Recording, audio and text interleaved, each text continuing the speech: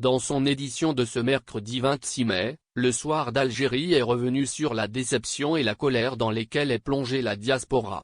En effet, le communiqué de la chefferie du gouvernement, précisant les conditions pour une possible entrée sur le sol algérien, a fait l'effet d'une douche froide sur la communauté algérienne établie à l'étranger.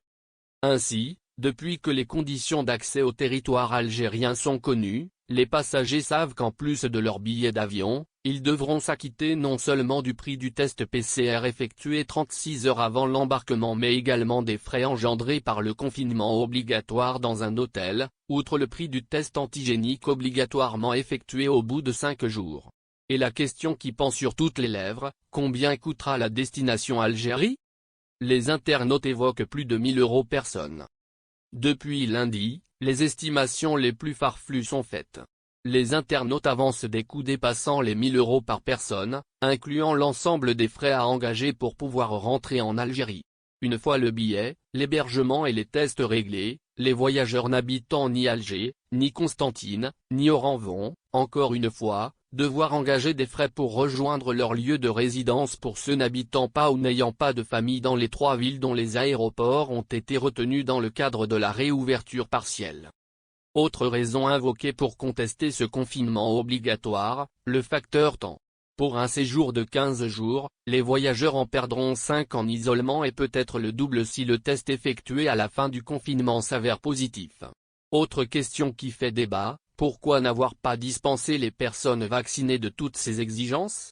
Air Algérie parle d'un pack confinement à 50 000 $.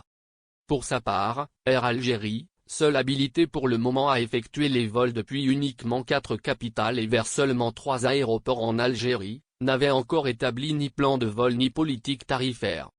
Jusqu'à hier, elle était en attente de décision que devait prendre le comité chargé de piloter cette opération. Ses membres ont proposé ce qu'ils appellent le pack confinement aux personnes désireuses de rentrer en Algérie.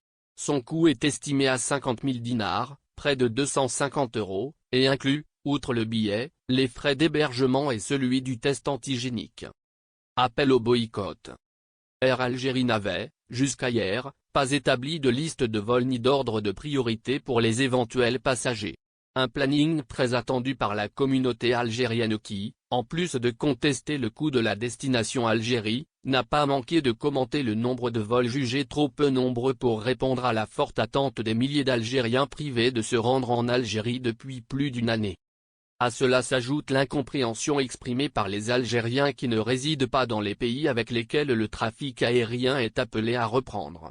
Beaucoup s'interrogent sur les critères ayant mené au choix de la France, de la Turquie, de l'Espagne et de la Tunisie alors que d'autres pays avec une grande concertation de la communauté algérienne ont été exclus.